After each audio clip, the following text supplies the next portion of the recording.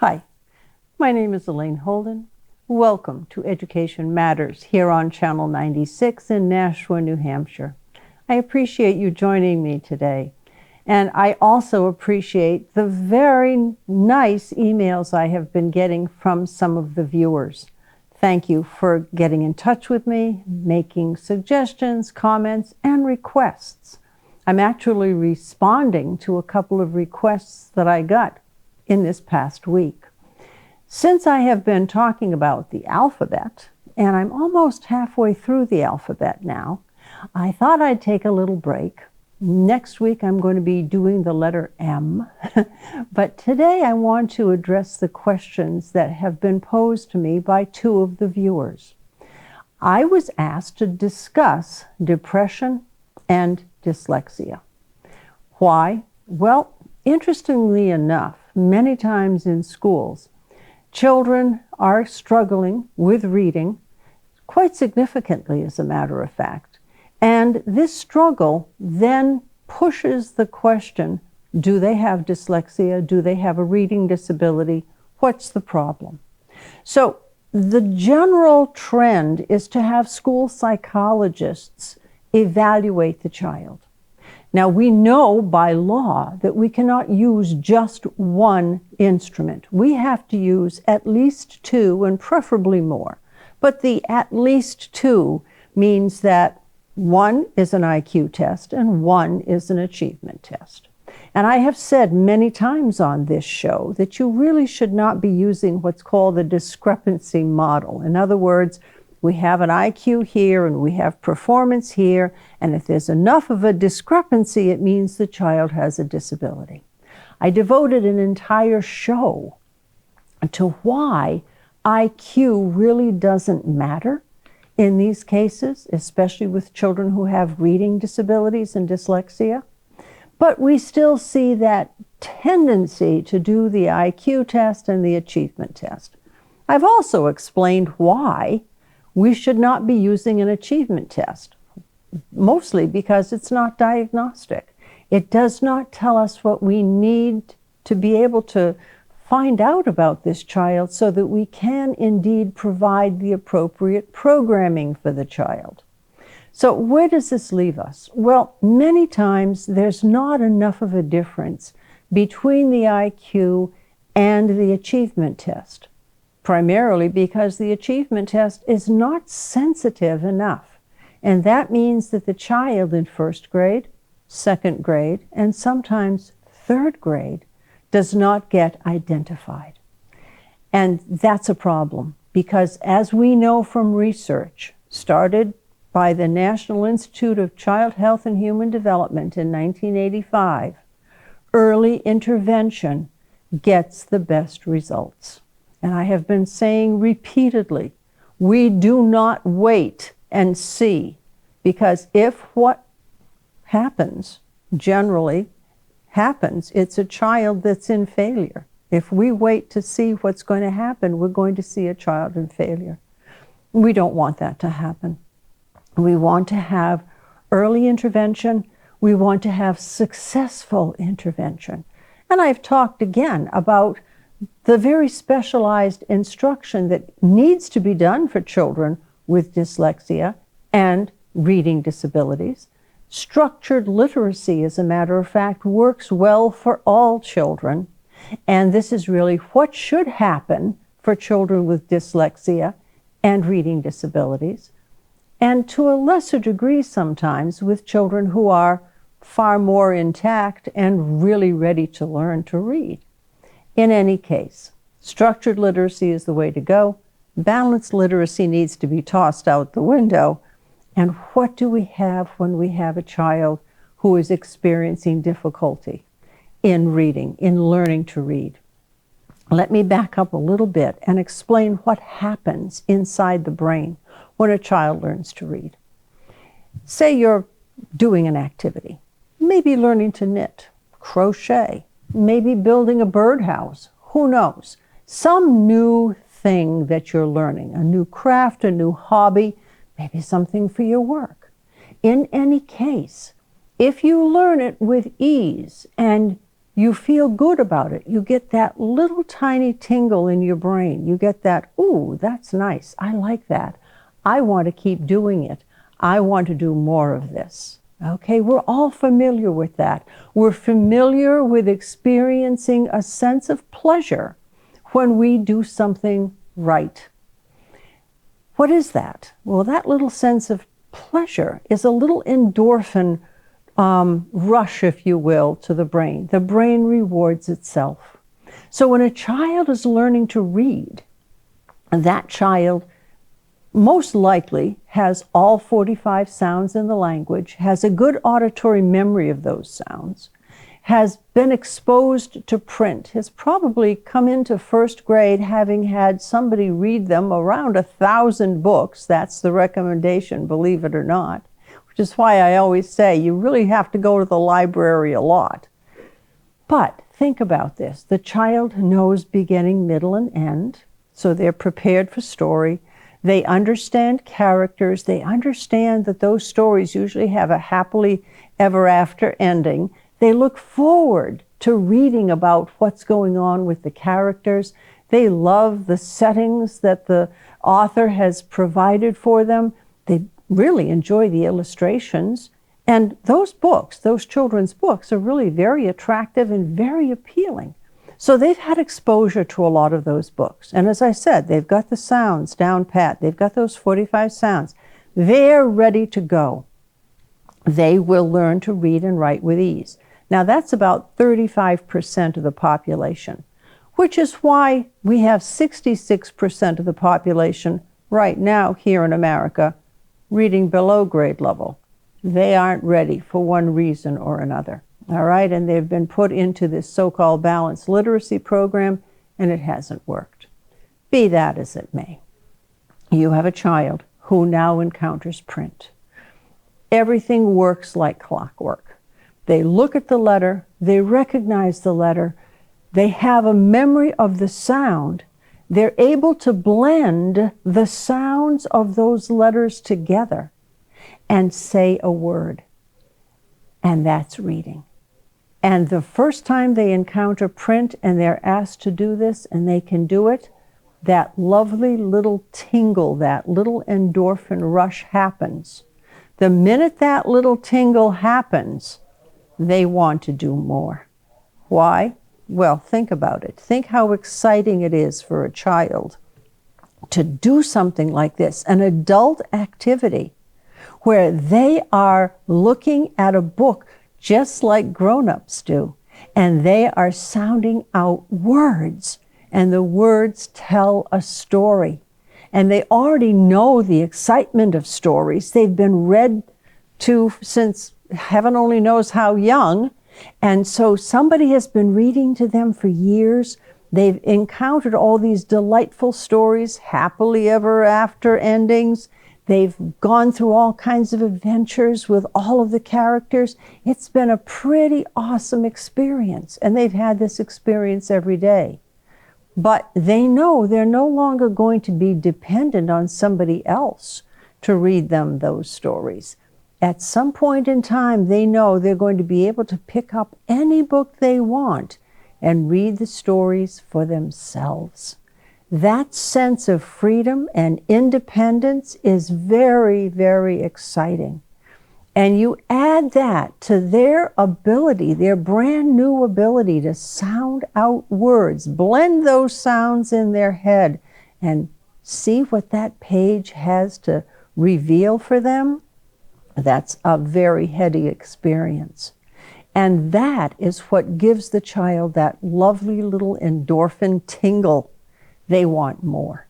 They cannot wait for the next reading class. They cannot wait to go home and say, I can read. They are excited. And those little endorphin rushes continue. The brain continues to reward itself. It's like, for example, when you run and you get that runner's high, same thing. Or when you ski, you know those downhill skiing days where you have had an amazing day on the slopes and you come home and you're feeling like $1,000,000, you've got that wonderful high? Same thing, that same endorphin sense is in your brain. All those chemicals are cruising through your brain and you're feeling great. Well, to a very tiny degree, that's what happens when a child is learning to read. So the child that has everything intact, that is prepared to learn to read and has all of the front loading done, gets that exciting little feeling in his or her head. And school is great. It's fun, it's enjoyable, it's something to look forward to every day. Learning is a good thing. But what happens to the child who looks at that little squibble on the page and cannot remember the shape? Now that's why I've been talking about the alphabet. I've been talking about the alphabet so that arbitrary little squibble now becomes a story. This is a way to front load, not the only way you understand, but one of the ways to front load some of the orthographic information a child needs to have in order to be able to be prepared to learn to read. I also talk, of course, about the phonology, the 45 sounds, and the importance of knowing those sounds and being able to conceptualize the sound shifts in syllables using just the auditory modality. That's another piece that needs to be front-loaded. I've talked about the importance of books and reading books to children so that they understand beginning, middle, and end. They understand plot, they understand setting and character. All of that front loads as well. But there are children that come to school who have not had that experience, or in many instances have had as much experience as all of the other children, but because there's something not quite right with the wiring, they're not acquiring that consonant, vowel, consonant, let's sound it out, I know what these sounds are that match up the letters kind of thing. It's just not working for them. And these are the kids, as I said, that are in that balanced literacy that just does not help, which is why we have 66% of our children reading below grade level nationwide, okay? So now just imagine, if that brain does not give itself that little endorphin tingle, that little endorphin reward, what's left? Over the years, children come in less and less enthusiastic about school. When they first walk in, they're ready to go. They're excited. They're primed as far as, I'm going to be like a big kid now. I'm going to go to school. I'm going to learn things. But they don't. And the first year is tough. And then the second year comes along and somebody says, this is going to be your year. You're going to read this year. I'm going to teach you to read. And they give them the same balanced literacy. And it doesn't work. And then they come in the third year and they're a little less enthusiastic than the second year. And the same thing happens. And then the fourth and the fifth and the sixth. And what do we see? We see behaviors. We see avoidance. We see anger. And we also see depression. Because if those little endorphin rewards are not given by the brain, if the brain does not reward itself for a good job, because it's not a good job, the child did not learn to read the way he or she was being taught, what's left? All of the chemicals that are not endorphins. And those chemicals lead many times to depression. This is the population that has a higher number of students depressed than pretty much any other population we have. If the child that is dyslexic or reading disabled does not have the opportunity to have that early intervention, to be successful at the outset, and does not have the instruction that is necessary for them to learn how to read, what is left is a child who is going to go into depression, more likely than not. And this is the tragic piece. We have children that are depressed, that don't need to be, that shouldn't be. It is not within them as far as, you hear it all the time, well, it must be something going on at home. I have to really take exception with that. I have heard it for many, many years. Some teacher or other will say, well, they're not doing well in school. It has to be something going on at home. I really wish that schools would own up to the fact that it's not something going on at home. It's something not going on in school. The child is not being taught the way he or she learns. The child has not been met where he or she is on that developmental continuum for reading, but instead the child is expected to be where the teacher expects him or her to be. Teachers have to meet the child where the child is, not where they expect the child to be. The bottom line here is that we need early intervention. We need every single child to get that brain giving itself an endorphin reward for success, real success. Children know when they're not successful. You cannot lie to children. You cannot say, oh, you're doing a marvelous job, when in fact the child knows he or she isn't. And that's the thing. We hear all kinds of, oh, that's wonderful, every time a child does anything. That's reaching. And that kind of reaching gets old very, very fast for kids. The child has to have a sense of success, a sense of fulfillment that he or she recognizes as real success, and then get that endorphin reward. But those endorphin rewards come fewer and far between as the child gets older, because they're not used to it. It takes more of an effort as the child gets older. And the teacher is also working past all of the barriers that the child has established in order to protect himself or herself from more feelings of failure, more sense of despair, really, because they have not been able to learn as they perceive all of their other classmates to be learning. That's a sad thing. They think everybody but them is doing just fine. And that's not the case. We know that now because we've seen the nation's report card. We know darn well 66% of the kids are below grade level in reading. This is not right because children still have expectations for themselves. And they have failed their own expectations. One of the first things I said when I started this show was, and it was a quote from Dr. Sally Shaywitz, who is a very well-known pediatrician, the job of childhood is learning to read. And if this child does not succeed at this first job, there is a much greater likelihood that this child will be depressed. I've explained the endorphin reason. I've explained that the brain does not reward itself for failure. The brain rewards itself for success.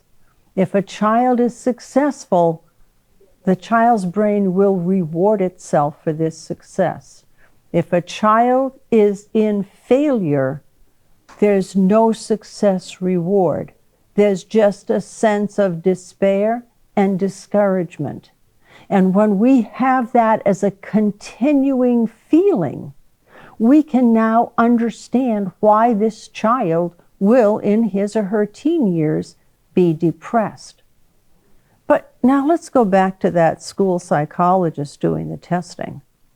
Let's think for a minute what that school psychologist does. The school psychologist administers an IQ test. The school psychologist administers an achievement test.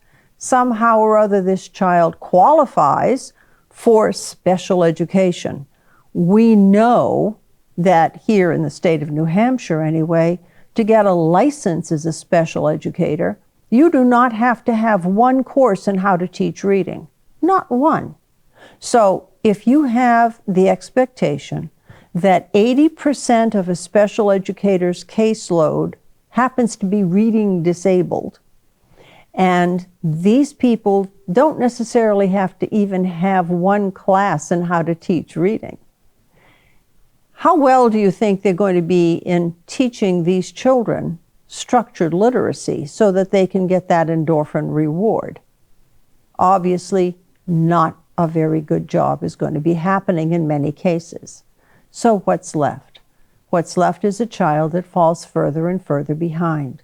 And what's left at that point is a child that gets more and more depressed because they see themselves falling backward and they see their classmates going forward.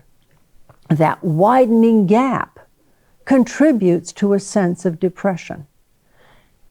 To go back to the school psychologist, how many times does the school psychologist acknowledge that long-term academic failure contributes to depression?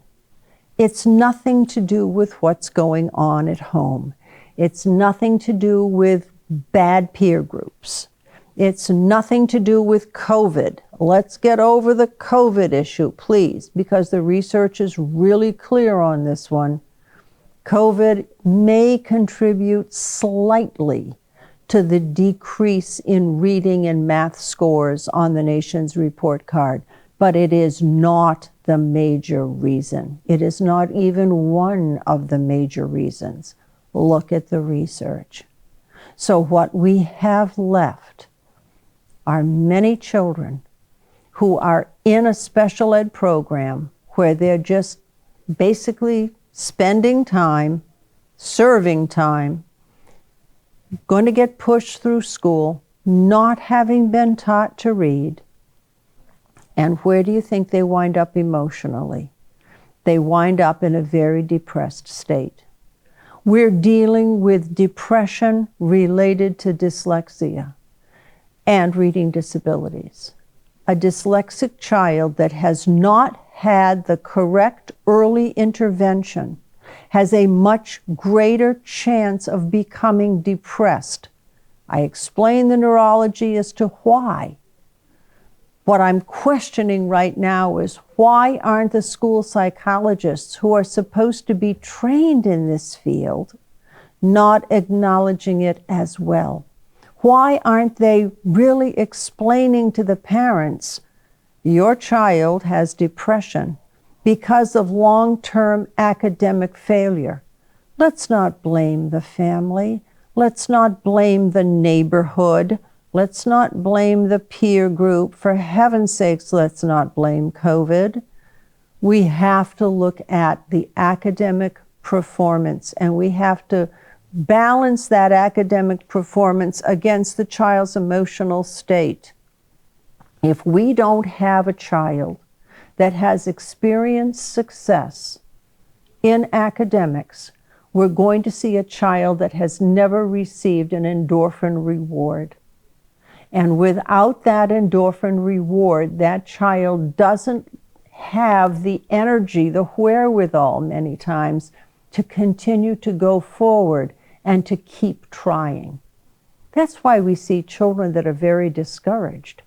They don't get that same tingle, that same sensation of success that those children who learn to read easily get from their own brains. And this makes a huge difference. We're seeing the depression increasing with children. We're seeing it from research. We're seeing it in the clearinghouses.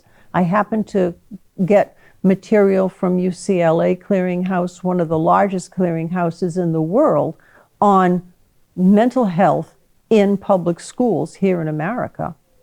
And what's being said is pretty alarming. And this increase in mental health issues, this increase in depression, and I hate to say it, but a 57% increase in suicide for students or children between the ages of 10 and 14, we have some serious issues here. And we have to start dealing with those issues now. We cannot afford to wait. Just like we cannot afford to wait with intervention for reading. We cannot afford to wait as far as how do we make these changes. They have to happen today. And this is my point. We need early intervention. We need real success. The child has to experience success and give himself or herself the necessary endorphin rewards, that sense of accomplishment, that sense of success. And once that sense of success is there, that sense of success will continue as long as the child is in a program that allows him or her to succeed. And it has to be real success. It cannot be the fake stuff, oh, you're doing great. In other words, you cannot water down the program. It has to be the same curriculum taught a different way, not a different curriculum taught the same way. That's important because kids will recognize a different continuum of instruction. They'll recognize when they're being leveled out. They will recognize when their classmates are moving ahead and they're kept at a plateau. Kids aren't stupid. They can see this. They compare all the time. And this is what we really have to pay attention to.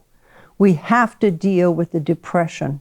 We have to deal with the depression in childhood related to dyslexia and reading disabilities. These are real serious issues. They're issues that are originating in what's called dyspedagogia, bad teaching methods. If the child is caught early, if the intervention is started when the child is showing signs, which is right now in first grade, coming back from Christmas vacation, if that child is not learning to decode CVC words, k, at, t, ip, p, in, that kind of thing, if that child isn't starting to do that and doing it pretty easily, that's when you step in. That's when you make some changes. Ideally, they should be getting the right stuff in the first place. We shouldn't have to be making changes. But the bottom line is, if changes have to be made, they have to be made right now. And no fooling around. And at that point, hopefully the child will start to get that endorphin rush, will start to feel really good about himself or herself.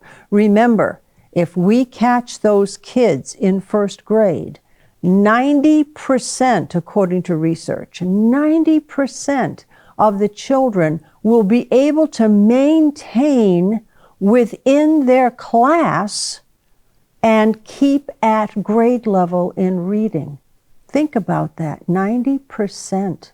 That's a good number if it's done correctly. And that's my point. We can deal with the depression, we can deal with the dyslexia, because the depression won't be there if the child is caught early and the success is early and continuing. And that's what we want for our children. At the same time, we also have to have the school psychologists acknowledge the fact that in reality, long-term academic failure relates directly to depression, starting in upper elementary, middle school, and high school. Thank you for joining me today.